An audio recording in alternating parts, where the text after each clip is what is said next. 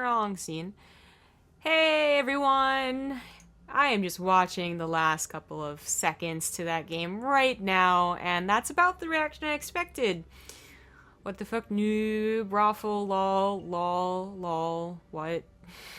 Yep. Seems about right. Yeah. It sucks because he had so many minerals in the bank. He had drones that he could build extractors with. There's a lot of things. People say they laughed out loud. I literally just went tisk tisk tisk. Like, I don't know. You can formulate your own opinions. I want to see more pet in the future. I just want to see more pet like the last 5 minutes of that game in the future. That's 30. He was supposed to be building the hatcheries all over the base. Worst case scenario, gas extractors. So that was just all types of bad. But oh well, it happens. It happened to Jaedong, so therefore it is excusable, I guess. Oh, okay. Well, that logic and that reasoning. All right, folks, welcome back to another new game here in the Olimoleague. We're sitting on game number 1 in this best of 3 for the round of 8. Spawning the bottom right side, we got the blue Terran player, one of the longest standing members of the Olimoleague. It's GuMiho. The bottom left as the red Zerg, he is Armani. Yeah, and after talking with the admin, it seems like I'm just crazy and taking crazy pills. Because Armani did, I think, yeah, have to not appear in the finals. But in terms of him being retired or not, was not in question. I don't know, I'm crazy. But I'm pretty sure he was invited in and couldn't. So he's kind of, I guess, along with Neeb, who had to go to WCS, why is that hard to say? WCS Mexico, was unable to secure that actual, like, you know, grand final spot with the big prize pool, first place prize, which, it's really a nice, like, thing to look forward to. If you win a weekly, you're guaranteed to go to the monthly. If you win second place in a weekly, you're, like, pretty guaranteed to go to a monthly. And then I think if you win, like, 2 semifinals, you're pretty guaranteed too. It is only 3 weeks, so, like, the addition's really not that difficult. That's a great time to segue into a little bit of selling out, guys, and that's for the Olimoleague's Patreon. For those who don't know, this tournament is primarily, or was primarily for like a year and a half, something, funded by Patreon. Now you got Twitch helping out a little bit, but the Patreon's still a very important part of the Olimoleague. And the more that the Patreon generates, the more Twitch is willing to give the Olimoleague. So consider checking it out, guys. And of course, if you want replay packs or cool benefits like really super secret, super freaking important messages, check the Olimoleague Patreon. If you think we're lying about the super secret important messages, any Patreons who have been Patreon for a month at this point can tell you that there is actually a super juicy one. So we're not just saying it for no reason. Super juicy. Raisins actually aren't juicy, so for no grape. Actually, so last week for the Olimoleague's Patreon, we actually hit the new goal, but then I guess a couple people had to cancel payments or things changed. We were at we have still gotten pretty high though. It's 583 for the week is the next goal. So right now we're at 553. 550 was the last goal. So it's like we have actually, I thought we fell behind. No, we've stayed ahead so far, which is nice. But the more money that we can get, the more these prize pools are going to be worth, the more money that the Olimoleague will get, and the more cool things that Twitch will give them. So guys, make sure to check out the Patreon. But enough about that. Moving on forward to the game. Reaper kind of shooting some shots, not really getting a lot for it. But Armani, really like this, going for Overlord speed. Seems really wishy-washy on which players are willing to do this and which aren't, but I'm still very much convinced Overlord speed is always going to be worth it for the scouting information. Yeah. Armani, like, this is why I was really sad when I was under the false impression that he wasn't playing anymore, because he was actually the first one to kind of show that Bjorn had a weakness against Zerg in some aspects, and I really felt like Solar studied or practiced with Armani to take Bjorn on in that best of 9 finals. That was actually the order of things that how it went down. So I'd been really bummed if he had stopped playing because he's actually really good. And if he can take on Bjorn, then he can certainly take on GuMiho, even though GuMiho is a very different type of Terran. So that's not entirely accurate to say. But he can take on the world's best Terran, is the point. Big shout out to Bronze Saint SC2 for the 8-month resub, as well as Vivek Area 52. Woot, 2 months! More WoW streams, please, Rifkin. Oh, hey. Oh, man. I streamed like 9 hours of running every mythic dungeon on Oh, Tuesday. My brain is mush from that. I look forward to doing that again later today. that's interesting. Again, like, I can't really... Well, I can't even play WoW nowadays. I'm such an old, crotchety little whatever, but... Cat lady. I see a lot of people were having a lot of fun, like, being casuals. I mean, like, talking casually and hanging out casually with WoW streamers, and I'm like, oh, I wish I could do that. One of mine dropped, actually, into the main base. Not doing too much damage yet, but that was almost like a complete surprise.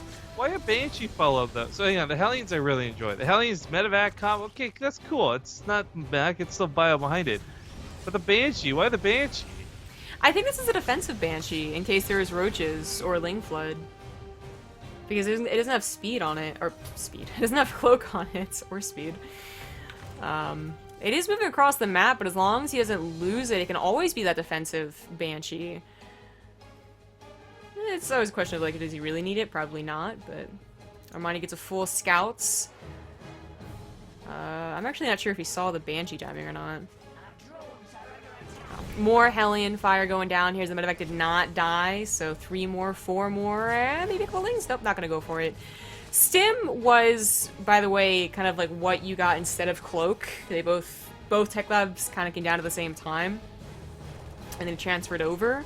So he did want to go in a bio, and this Overlord, of course, has been scouting this entire time, so it knows that, but that one Banshee does look a little odd. It came back home, by the way, like, it really didn't look for anything.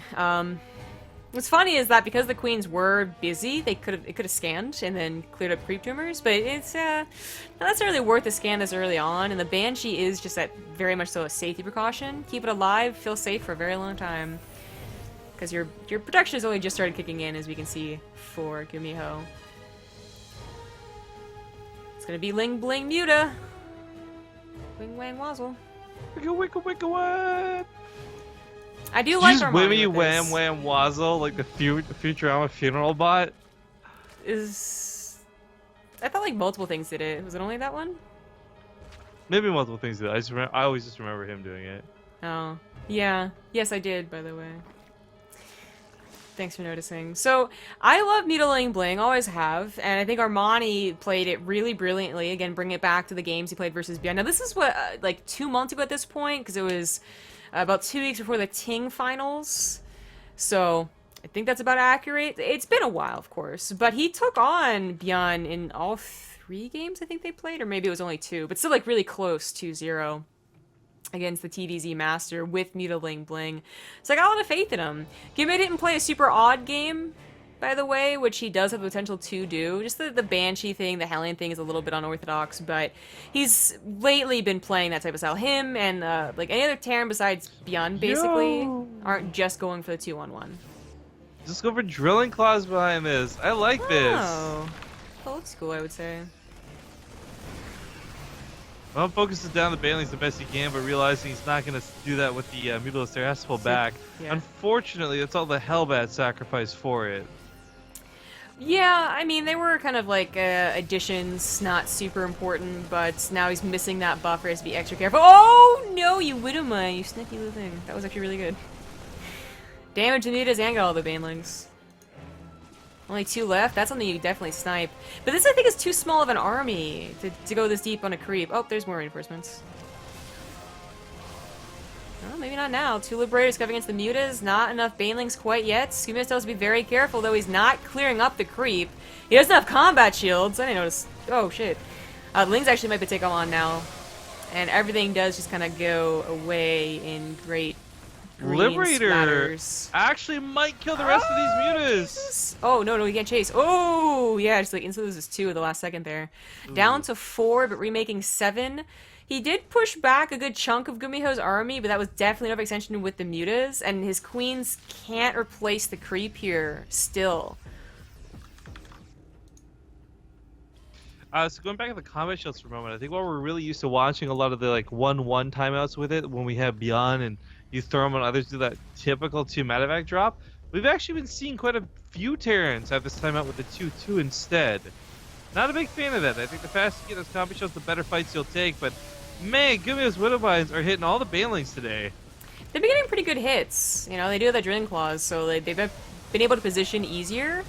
And on position easier, I suppose, too. But it's not quite enough to push forward, nor is it quite enough for Armani to feel totally comfortable. You know, they really are just going back and forth here. But as it's New Gettysburg, it's a pretty big map, and he's going to the center of the map here. I think GuMiho, yeah, is going to start getting pushed back for real. He does have a substantial upgrade lead, despite what those late combat shields looked like. Armani, I think, sacrificed his 2-2 for a long time to keep replacing mutas, because he's lost 8 mutas over time. That sounds about right, yeah. Not really that many banelings, by the way. Only 10 of those. Well, and of course, all the ones that have actually detonated. But still. His 2-2. Point is, whatever he put the gas into otherwise, that is pretty damn late for Zergs nowadays. I think part of that was definitely the air carapace. You don't see that conventionally rushed out. That too, yeah. And with having lost so many mutas, having to make new ones earlier, you probably didn't have the gas for the upgrades, actually. It kind of makes sense with the way this played out. Yeah, so... How many mutas have died so far this game? 8. Yeah, normally you don't have 8 lost by now, that's for certain.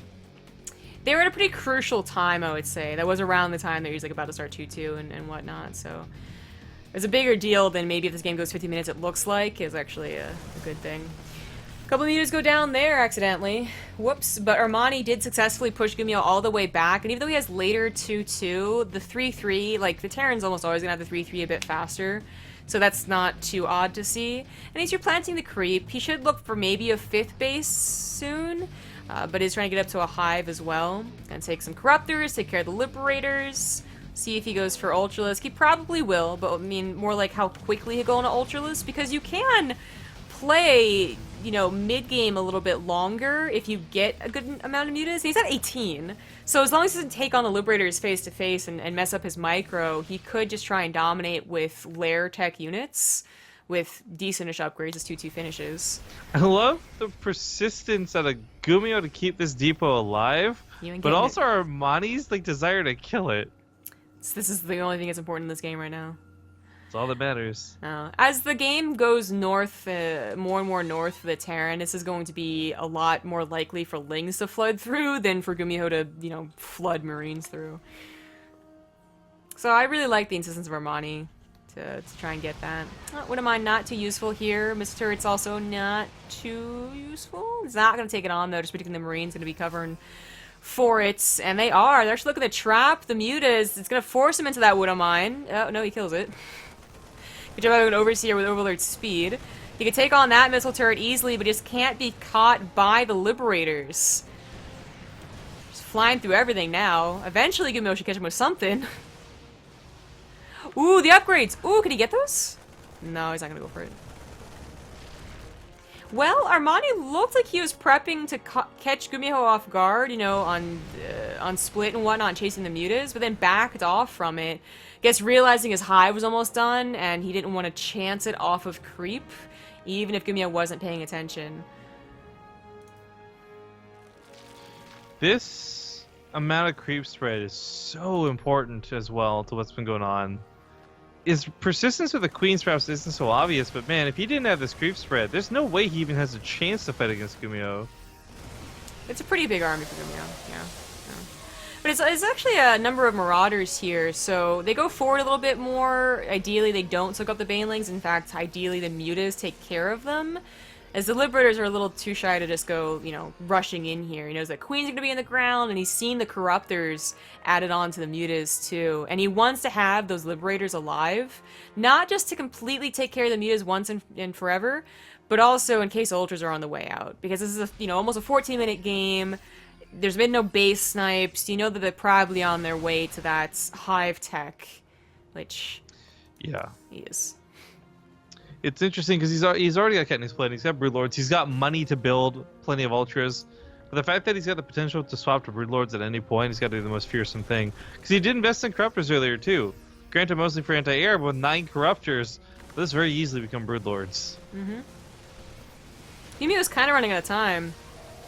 And he still has some creeps ready to get through. Armani could sacrifice this 5th base and just transfer his drones and probably still be okay. He certainly has a big enough bank.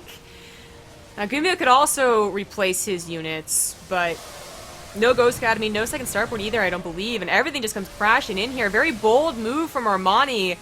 Because a lot of it was off of creep, and his mutas were going up against liberators. Most of them do die, but GuMiho's left with only a pretty bare-bones army, and Armani will have to give up this base. That does suck. He has the Remax here.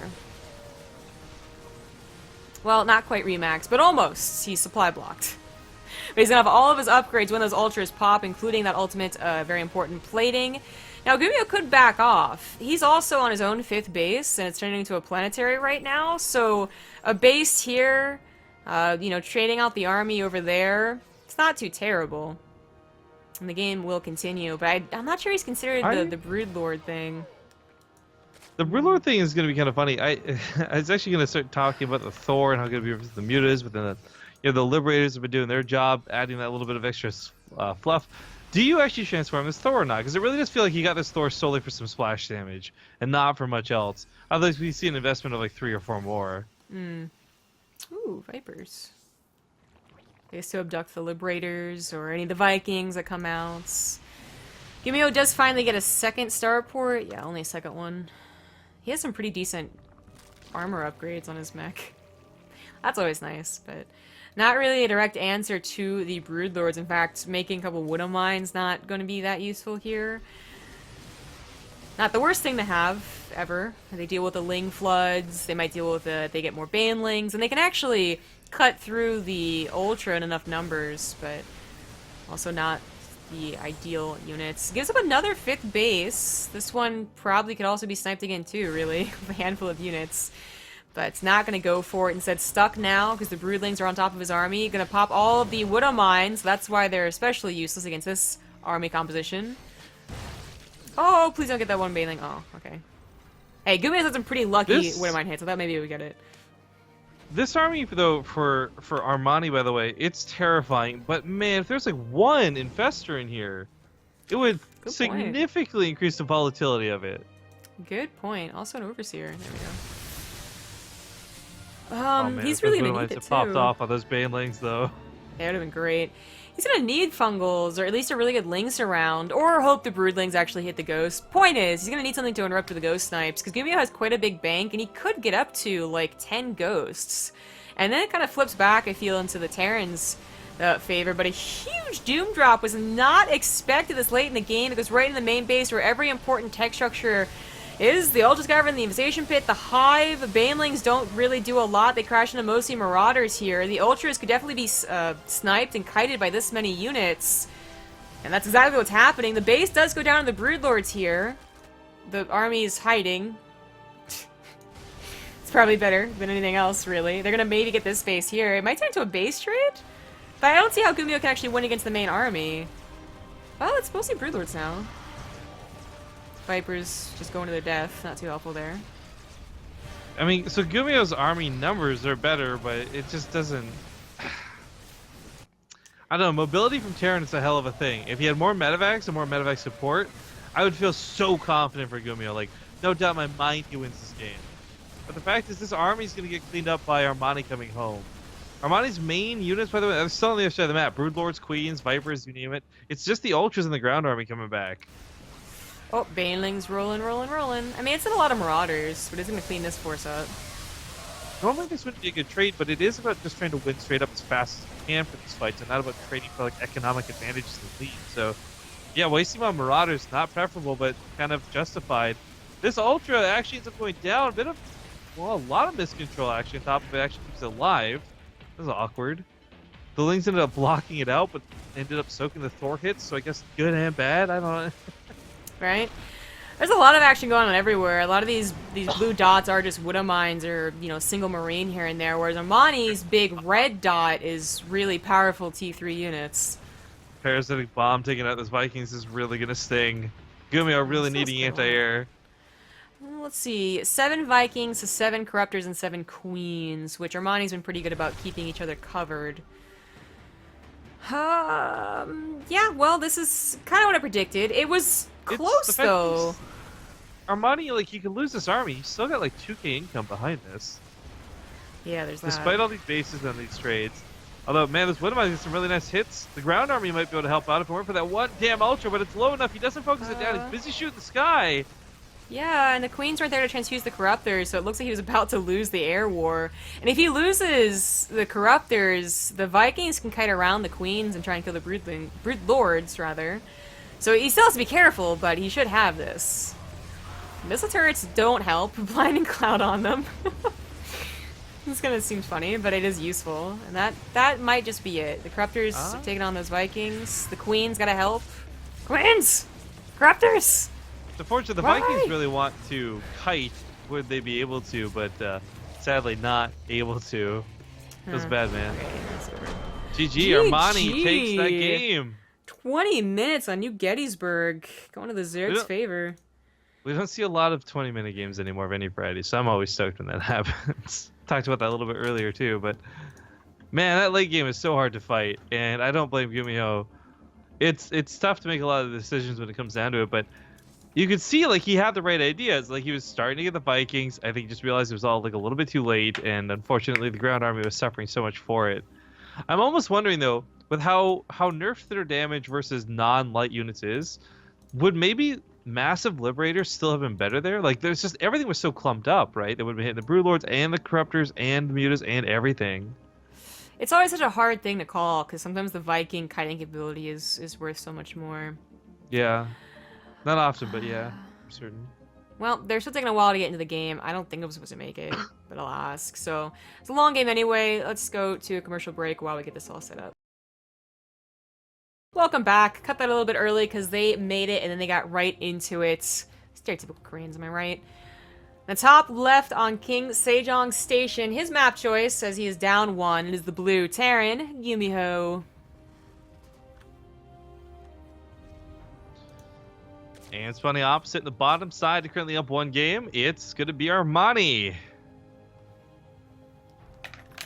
Oh, I had a really big yawn right there. Oh, God, I'm good, though. I should get a cup of coffee after this. That's what I need, a second cup of coffee. You know what type of coffee it was? What type of coffee was it? Was it Korean? Pumpkin spice. Oh. I don't have Korean coffee. Does that work like homemade, like... I feel like homemade pumpkin spice is not gonna be delicious. No, it's actually really good. I think it is anyways. Like, it's not as pumpkin spicy as the lattes you can get at Starbucks, and it's not nearly as basic, but it is, I think, pretty good with almond toffee creamer. Yeah. I know you're supposed to be describing things that sound good, but that doesn't sound great to me. Almond toffee, that just sounds really sweet. And that's yeah, what I like almost like too sweet almost. Yeah, my mom actually doesn't like it because it's too sweet. She likes mudslide coffee creamer, so we get different ones. Mudslide's like drink, man. Yeah, well, these are actually the Bailey's Your brand, so they have to specify non-alcoholic creamer on the container. It's not. It doesn't have any alcohol in it. All right, so King Sejong Station, what do you think? Armani takes down the rocks quick, or do you think GuMiho gets to take advantage of them? I think GuMiho will try, but I think Armani's going to be on top of it. That's what we saw last time from GuMiho. Thank you to Shaunison for the 5-month resub. Ew. And message read, but not on stream. So the Reaper comes in here. Oh, there's finally the commercial. And it shouldn't be getting a lot done, of course. Never above 1 drone. And even then, that's a little like, oh, the Zerg messed up. What's more important is what this factory is. So it actually looks like to be on top of the reactor. So another Hellion build. It did work out fairly well last game, if you recall. Got 9 total or something like that. Because they ended up getting 2 attacks with the medevac. So it seemed to be the same thing. The same opener anyways. He could change this up, go for an armory in the back, hope that Armani scouts this, and is like, oh, it's another drop Hellions, and then be completely surprised. That can certainly happen. Probably one of my favorite games recently was the Marine Lord trick against Inertio that got him the win, and well, helped him get the win. Oh god, I breathed in wrong. No. Feels bad when that happens. That's why I'm supposed to cover you, right? Give you time to recover? I'm good. He did a Hellion build, and then he did a Hellbat build after that. So he thought, you know, Nertu thought it was gonna be a 3cc build. It was a clever trick. I could see GuMiho doing something similar, but it doesn't look like he is. It's not a trick, Dad. It's an illusion. It You're 100% correct. It was more of an illusion. What happened to that guy, hey? What guy? Illusion? Oh, yeah, that's a name, isn't it? He still hangs around DC and like will talk in the chat sometimes. We're in a DC chat. Okay, Helen's gonna go down maybe. Yeah, they're gonna get stuck. That's another good turn. He really got into like weightlifting, so he got kind of like jacked. And he just like is attending college and stuff. Pretty nice guy. I talked to him at barbecues. Playing Terran, I guess he got used to lifting things. Heyo. He actually like that was the only thing he was using with Twitter for a while was his weightlifting videos. Anyway, would a mine dropped? Just the one there's the second one, but a split already happens. Hey. Oh, it's 3 right there, isn't it? 4 total? 4 total. Overlords can't do much about that. No Viking on the way, so this looks really awkward and unnecessary. Oh, hey, there's a Viking. Oh, look at that. I just missed them on the production tab. A Marine also could have scared these away. But he didn't bother going for any of them yet. Viking might just get an Overlord kill despite them being speedy. Nicely done. Don't see these things too often. Liberator follow-up. Another hit from that Woodamon. It's always nice when you do see them, time to time. But the Forgotten unit.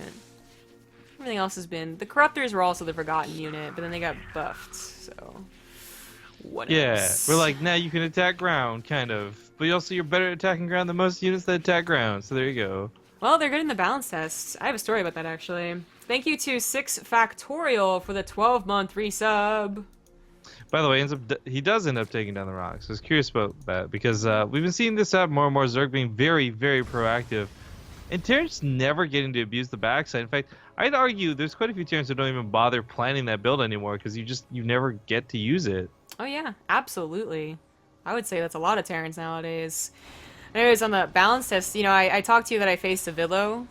I faced him like 3 times, I think. But anyways... Did you wash your hands? No. I also faced Nathanius, and I still don't know if Nathanius knew I was Zombie Grove, because he's the alt account. I feel like the stream would have told him, but he didn't say anything. Whereas the Villo actually asked me straight up in the chat. But... yeah, we both went mech, of course, it was a TVT, and he was trying to abuse the new Ravens and the new Vikings, where I tried to abuse the Cyclones and the Vikings, and I won. Wait, what are the changes to the Ravens? I didn't realize there was changes to Ravens coming. Apparently there were changes to, like, the auto turret, I want to say, because he was throwing on a ton of auto turrets. Because I was like, oh, I only won because he's doing a troll build, right? Because I would never win against Nathanius, like, a real game. But people in my chat were like, no, Ravens are sick, yeah? And I'm like... They get change? Interesting. I'll have to go look up the changes.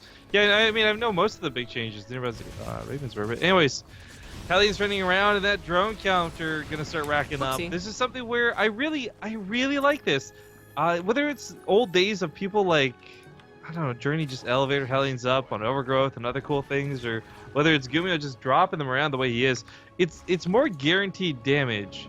But the problem is it's kind of costly, your timing's not good, it doesn't follow up as well, and it's kind of, as we saw last time, screwed with the 2-2 timing, and those combat shields, that kind of, weirdness.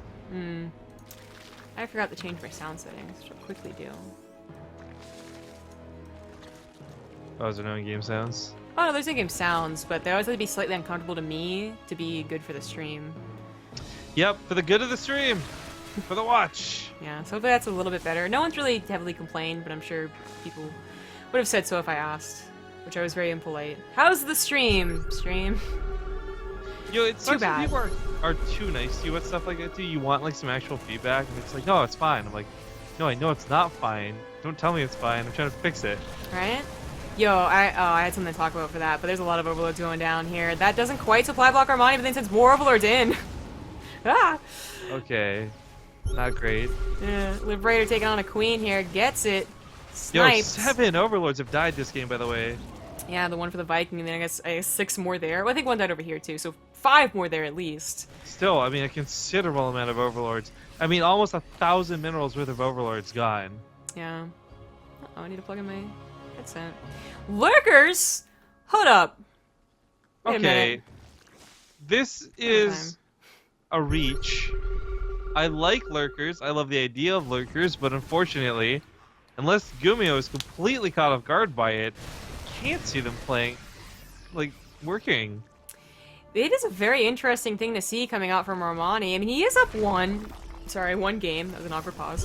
One game. But to experiment like this, you know, I would really moan and groan and talk about all the reasons why lurkers are bad and they were discovered to be bad against Bio through the course Legacy of the Void, because people tried them. Don't make a mistake. They definitely did. I mean, it's not like Brood War where you see these cool ass videos where they're like microing by dancing around it. Like, it's nothing like that's going on, but they're just not good units. Yeah. But, you know, I would have said that Cyclone builds would never be used by Korean Terrans in a successful way, and I would have been wrong about that, wouldn't I? So. That's true. Hey, I am all in good faith to see this go down. My thoughts are with the lurkers. If it does prioritize GuMiho to walk forward and focus them down, then that's where the banelings will really shine. Or vice versa. You're so worried about the banelings, you're not looking for lurker spines. So maybe to a degree you can make this work, but it does seem a bit desperate. I want to, like, I guess go over why it fell off during the beta. And it wasn't because of any of the changes necessarily, although lurkers did used to be stronger, believe it or not. They're still pretty strong. They take a chunk of health away from you, but they used to be even better. But even so, against Bio, which was quickly discovered to be the better way to go in most of your games, although recently changing here in Legacy of the Void today, you just would get outmaneuvered, and your lurkers, it seems like a great idea to put 2 in a mineral line and say, okay, I'm good forever. It doesn't actually work out that way. And they're pretty expensive, and they take a long time to get to as well. So there they are trying to respond to this, and there's no anti-air to help. You know, the Hydras aren't speedy. It's not the balance test map, man. I wonder if the balance test maps would be better at this. Huh. Interesting thoughts. But anyways, you see the problems of the lurkers going down right now. I mean, Armani already took a lot of damage, so it's kind of like a uneven footing to begin with to go for lurkers. But it's going to be playing against, like you're playing against Roach Hydra. Or just Roach Ravager, where you just run them around all the time. There's a huge weakness. Yeah. Oh, scumbag little mines. Base still goes down, though, regardless. And I think if this was like a head-on fight where both players are somehow forced to A-move into each other, like, yeah, lurkers are not bad in that situation. But as you said, getting outmaneuvered, running around, fighting them burrowed at the fourth, so you go for the natural, cutting around the middle of the map. Hydras have got good damage, as we can see. No doubt about that. But unfortunately, Corsair Boss himself, Armani, please. Unfortunately, GuMiho's just dancing really well around this. Yeah. And back on his side, he has a 4th base. It's a planetary already. He's got 3-3 on the way. Didn't talk about this, but Armani upgraded Lings, so his Hydras aren't feeling really all that powerful on their attack. And the Liberators don't necessarily have a response once they get that Liberation, the Advanced Ballistics. There you go. The Hydras won't be able to get underneath them. Lurkers can't do anything about them. That'll be the killing blow. Or maybe the Bio will be the killing blow. They turn out pretty well. Just to avoid the banelings. Oh well. Ooh. Just a pile of corpses right there. Not good. Yeah, so many medevacs though. Oh! That's fun to watch. When lurkers can kill stuff, it is cool. Yeah. I mean, even with their incredibly large range, they still find it hard to get hits on a lot of the Bio. They just stay extended, but hey, when you get kills, you get kills. Lurker drops are cool. I think this is a cool way to accent the units that we're questioning their use of right now. And if he can actually get some really good hits off in that mineral line, SCVs will die quickly. Splash damage is a hell of a thing. Oh, this is spin mod. I do love this tactic, but it's usually so difficult to get to while you're like dying everywhere else to be worth it. Plus, 2 lurkers can't really cover each other, so the scan, as you can see, takes down both of them. Up here, it shouldn't be that much of a problem either. It will take his focus away from elsewhere, but with Liberators, he doesn't really need to focus on defending this base. It's already defended. Where did it even come from, Hellbat? Alright. Where did you come from? Where did you go? Huh. Well. Where did you come from, Hellbat Joe? This lurker, at least they split him up, so... It's forcing scans, so I mean, it's not worth it, but it's cool to see the attempt at it. Yeah. All these scans are going down. Just checking for more lurkers, I suppose.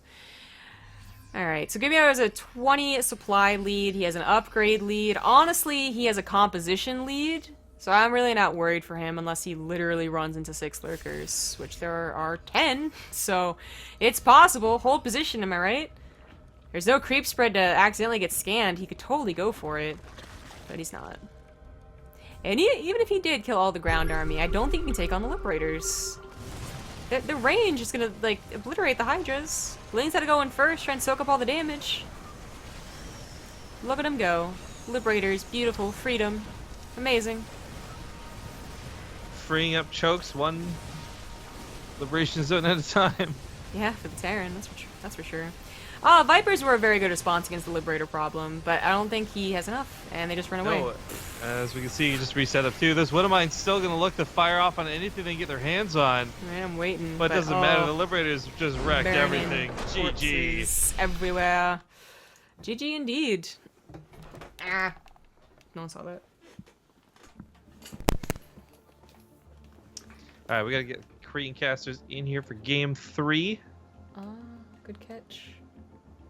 I need to plug this in. There we go.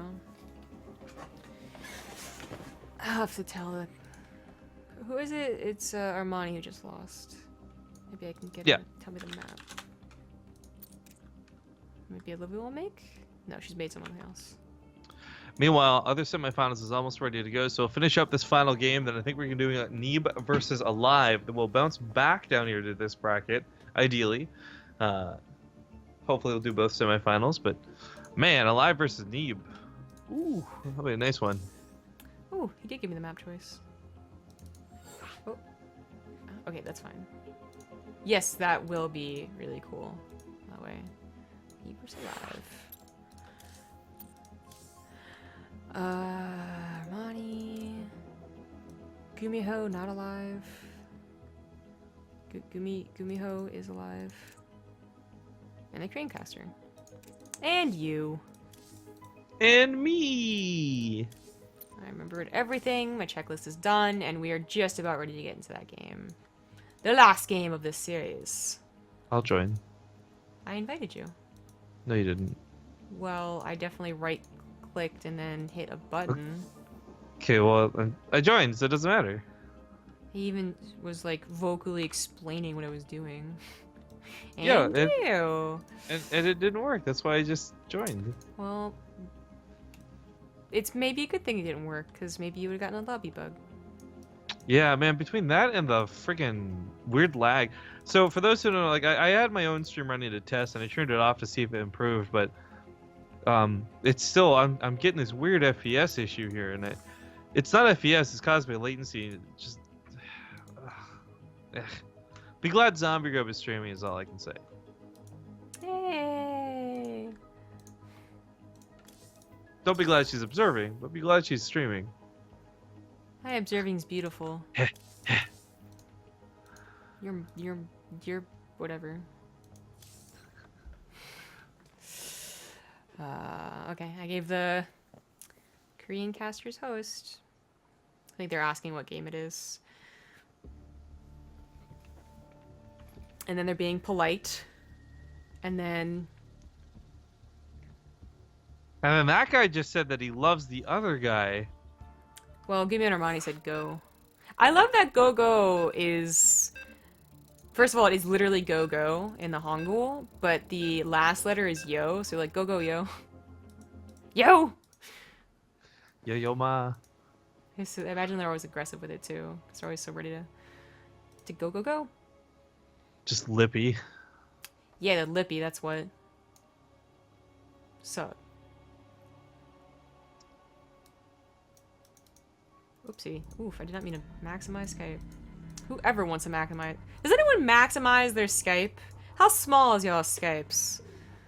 That always freaks me out sometimes. So, like, people have, like, either really small, what are applications, I guess, or they're, like, really big. Like, I don't maximize my web browser, for instance, and some people do. It blows my mind, man. Anyway, idle musings aside. I don't maximize Skype, but I definitely maximize my web browser. I think it's weird that you don't. Yeah, I'm admitting that I'm the weird one for that. Especially if you have like 20 tabs open.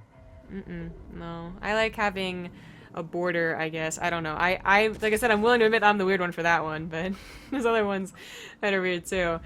This is Apotheosis. This is Armani's map choice. It makes a lot of sense. And in the bottom right, having lost that last game, he is now tied 1-1. It is a blue Zerg Armani. And his opponent. Excuse me, that yawn came out of nowhere on me. In the top left, it's gonna be GuMiho. It's a peaceful yawn too, right? Like you didn't even make the yawn sound, and then you kind of slid right into the sound, like, excuse me. Yeah, I didn't want people to think I just randomly had a stroke in the middle of saying. In the top left. So sometimes I wonder, because I do this to you sometimes. By watching the wrong person, observing the wrong person, I'll be like, oh, he's not changing the camera. I should just wait for him to change the camera. I've been watching like Emil the entire time. Which is... Emil's not a very good observer.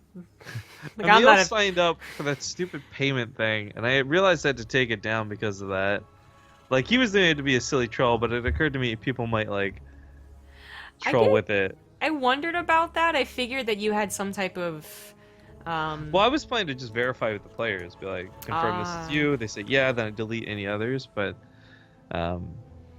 yeah, that's not gonna work the way I wanted it to, unfortunately. That is. It just sucks having to go. For those who know what I'm talking about, I made a Google Sheets thing where players could give me their PayPal's more easily, because I have to go through like 5 months of logs to find the PayPal the one time they wrote in chat like 10 months ago. It's a pain in the butt, really. Yeah, I mean, it's still useful to get a collection, though. Sure, we can take a Google Doc with the ones that we can verify. Yeah, and it'll save us time, too. If like, I'm not here and you need access to pay somebody out or vice versa, or whatever. Anyways, Reaper hops into the main, gets grenade, falls back. Not a lot to really see here. GuMiho's perhaps not going to love having won that second game. I mean, okay, he gets the game 3, but it's on freaking apotheosis. And as if we haven't had enough analysis on this map being good for Zerg, I'll just reinstate it right now. This is a great map for Zerg. It is. GuMiho's going for another Hellion build as well, which... I mean, the problems with these types of builds is that it doesn't give you continued pressure. There is definitely a gap between the Hellion harassment, whether it's a drop or just a push or whatever, and the next follow-up. So that's usually a lot of time, especially on a long map like Apotheosis, where the Zerg player feels comfortable droning. And that can be scary, you know, because a minute given to a Zerg in the mid-game is like 5 minutes faster through the Ultra's Cavern, it feels like, you know? And have constant pressure. But GuMiho's been doing a decent job. Even the game that he lost, it was a 20-minute game after all. He still did a perfectly fine job getting to each individual point. It just is funny seeing this compared to, you know, when you watch Björn, who is usually at the Olimoleague weeklies, but not this time. Another Banshee follow-up as well, so a lot like New Gettysburg then. Not so much like last game. Double Reapers get in the main base. Seemed to cause a lot of havoc. Ended up getting 3 drones, but then, oh, a lot more. Oh, wow, I didn't actually expect the shot to be this good so quickly. Those drones are, I guess, a little bit stacked up, so 11 went down to a simple Hellion run-by, not even a Hellion drop. No other distraction except those Reapers. Yeah. I would say that's totally worth. As long as he can save his third base, he's getting a couple more Hellions. Yeah, he should be able to. The Banshee's out too, so I mean, this really shouldn't get too problematic. I mean, yes, he might get stalled out or even picked off, but I don't think the base should go down. Yeah, the Banshee, if it was only the Banshee, the base probably would be canceled with a full surround, yeah, but it's for like 4 Hellions, so it should be okay. Yeah. And Armani's not even going to go for it. Banshee with no cloak for GuMiho. Yeah, I mean, on one hand, might get a couple of kills. It's not too different than going for the Liberator, but a lot of, I guess, persistent problems are just like, this is an interesting way to use your gas. I'm not going to call it a waste, because the Banshee always holds the potential to kill that queen and thus kill a lot of workers, but I don't think this one will. If we recall, when he built it on New Gettysburg, he did use it just purely defensively. He like went across about halfway on the bridge, and then he backed off with it, and it followed up with the main marine attack, in fact. It wasn't too helpful, but that's what it did. So... Oh, here we go. 1 FPS. Oh, it's around that time. Quick update, by the way, since I can't see anything in game right now. Stork advances. So the winner of this play against Stork, and we've just been told by the admin that this will be the first semifinals down here, as on the top side, Alive's gonna have to get some food. Huh. What? Oh, it's not that bad. I thought it was later. 9 at night? That's not so bad. This is so dumb. I can't even... Aw. I'm watching a Viking kill an Overlord, where I get to see the missiles, which is kind of cool. because the game freezes every time it fires. I wonder, like, there hasn't been a recent... Oh, well, technically there was a recent patch with the Alarak one.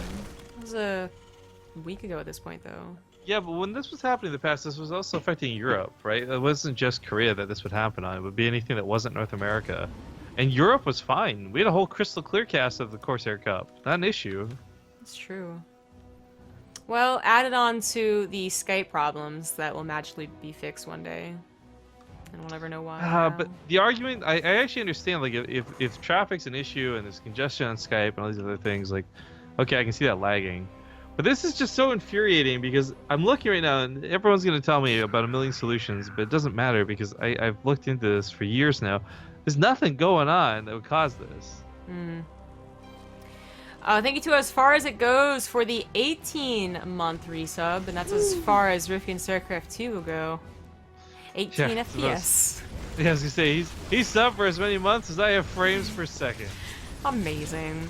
This Hellion drop comes at such a late time, it almost surprised Armani. Squircle a little opposition to help. Oh, they're charging into Hellbats. I love that move. So the queens are here, so has to pick up and leave. We'll barely get out of there with enough health. Oh, so close. Vikings still chewing away at a couple of these overlords. Distraction tactics end up working out though. Another overlord goes down. Creep going down. Banshee here to help too. You're helpful. Don't anyone else tell you otherwise.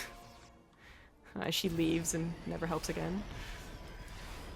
Well, she'll catch, you know, this area attack, I suppose. Although he has a major wall going on here. He's probably set to defend his third base. And just focus on attacking. Even a bit of a wall over here, so I'm not even sure how he's going to expand. Oh, this way, apparently. It's really interesting watching the Terrans wall off either the right side or the left side, because I do think there are smart moves to both in regards to that, but he walls off kind of both. I feel there's this argument that gets made by about half the players that, well, I'm just going to shut up. The fight's going on, you talk. I can't see anything. Oh. And the units are suddenly all dead. No, I'm just kidding. There's a massive stim, though, and there's no Marauders or Widowmines to help these Marines, so really we'll just be splitting against Banelings, although Armani lets Lings die. I don't know if that was really necessary. 6 SCVs went down to what looked to be an Overlord drop. Didn't get to catch that, so that was pretty cool. But it's 6, not such a big deal. It's almost 4 command centers as well, so that's very easy replaced. Once again into Lurkers, however, and the Hydras are now on the way too. Going for this as a follow-up as opposed to an infestation pit, I just cannot see being worth it. Over a Spire, I can see something there, but Infestor is just usually so much more useful. So I was just going to comment beforehand too, by the way. It seems there's some players out there, they don't really care how they build regarding walls at all, because their logic is, well, if you attacked me, and I wasn't doing a good enough job on the other side of the map, and I'm going to lose that game anyways. Like, if I lose the depots at my 4th, I'll probably have lost the game. You know, like, that sort of logic. So, it's interesting to see GuMiho actually go and apply that wall, because I feel we've seen too much of that first instance and not enough of people who actually dedicate to walling off. Wow. Yeah, I know what you're talking about. Just wowed because 11 Overlords were just made, as Armani was supply blocked at 127, or GuMiho is already at 180. Not Never so great. supply blocked again. He certainly won't be. Scans ahead, sees the Lurkers, probably thinking, like, what is this guy trying to do here? I mean, he's no longer up 1 game. This is no longer shenanigan time if he wants to get into the money, because this is not a semifinal. But he's really wanting to make this work against a really good Terran, and this is certainly an opportunity to. Weekly tournaments where good competitive play is a guarantee. Nice place to actually test out builds you've been trying on ladder, but it might not get you the money. I was like, where are those drones going down? Third base, in fact. The drones were not pulled very quickly, so 14 immediately go down. GuMiho does retreats. He's going to catch these Lings here. Maybe not. Drop is cleaned up. This is a planetary, so the Lings can't even do that much.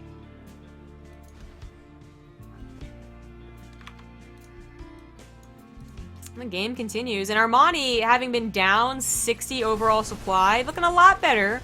Only down 30. It's mostly in the army here. Equal upgrades, although that's a little bit tricky because of the missile attack versus the melee, but G2.